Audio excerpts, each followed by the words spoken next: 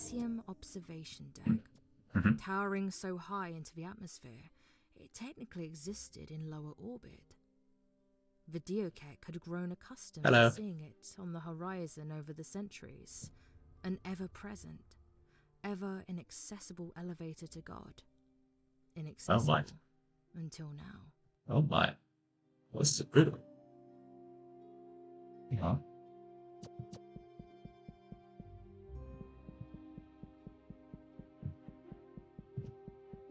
I got time for that. Ain't got time for stairs. Is that Omega? Is that my Omega? Hello, Omega. Right, so.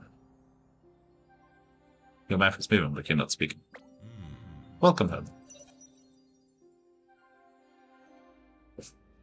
Oh. Thanks, Dad. Yeah, well, I could get this, Dad. 1 second, Dad. I like collecting power-ups, Dad. Oh, I have 5 E-leaders, isn't it? I barely had to use them until that fight just then. Because the lasers, man. Hello. Expecting more? Sorry to disappoint you. I'm no god. None of us are. Though we did make you. Well, I made you. Yes, I am sorry. Or what's left of it. Human souls, unlike Diokek souls, do not return to the monolith, to the source, upon death. We live forever, as echoes, bound to the places we perish. But I can still sense much of what goes on in the world. Which is how I know Alpha, or Haken, as he now calls himself, is very near to his goal. We're running out of time. Right. We're running out of time. Do you have to do the dramatic walk around? The monolith. We have yet to find out where it came from, or for what purpose. All we know is it landed on our planet billions of years ago, and the mysterious energy inside seeped into the planet itself, eventually giving rise to sentient life. Our ancestors worshipped its power blindly. Some thought it was foolish. I was foolish. Returning to their ways to create you, but I have to know. I had to know if it's possible to replicate, to improve the life we were cursed with.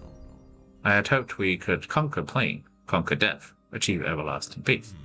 I then travel the stars to find them, the ones who made the monolith, and ask them what it was all for.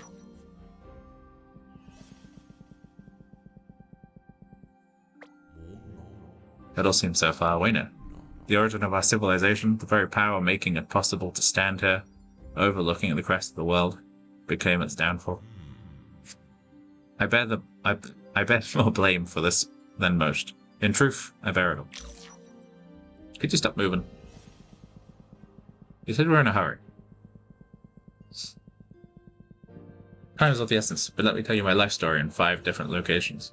Come on, me.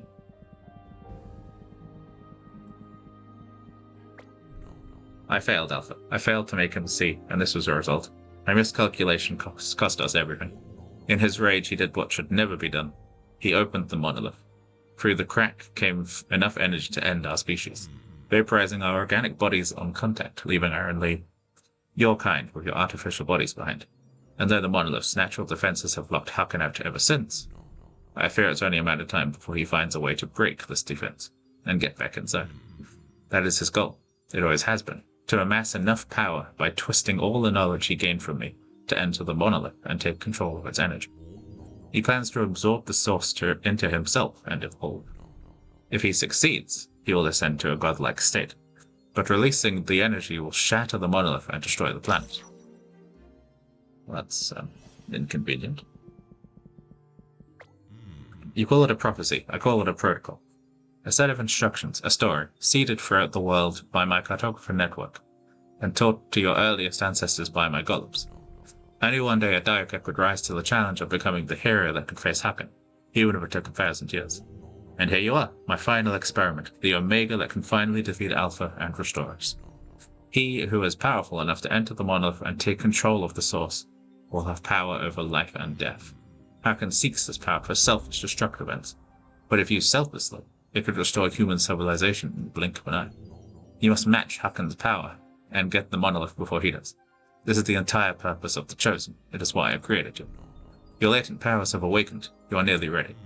Seek the spirits of the other two masters, my colleagues Kira of the Imaginarium and Alma of the Penfield. Their ghosts can provide the final strength you need to face Hakan. I'm counting on you, Astor. Godspeed. I'm nowhere near the end. I've got like 2 whole giant areas to get through as yours. Meeting the Creator. Complete Lyceum.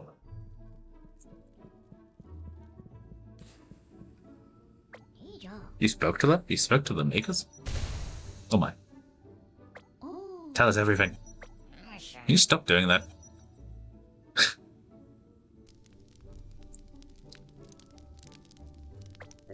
That's a lot. So the makers were destroyed when Hakan opened the Monolith 1,000 years ago. That's what caused the Great Cataclysm. And he plans to do so again, and this time with all the power he's amassed, he'll be able to control the reaction and fuse with the Monolith. What does that even mean? To make himself a god. That's what the earliest texts say. Master Soren seems to think that whatever it is, our world won't survive it. So there's no time for this, but how do we find these other 2 masters, Kira of the Imaginarium and Alma of the Penfield? I don't know, I'm just the chosen. I just go places. The Penfield was taken over by the Hiltikiat long ago. Our attempts to retake it have always met with disaster. What about the Imaginarium? Rumour has it that it lies within the deep forest, far from everything. But the only thing there is a giant statue. There's no building to speak of. There may be a secret to it if we don't see it. Astor, the deep forest may be our best bet. Go now. We cannot know how close Hakan is to opening the Monolith. It may already be too late. Yes, if Hakan has that kind of power, I worry for the secrecy and the safety of the haven. There isn't a moment to waste. Oh, well. We're gonna save. That's a long video.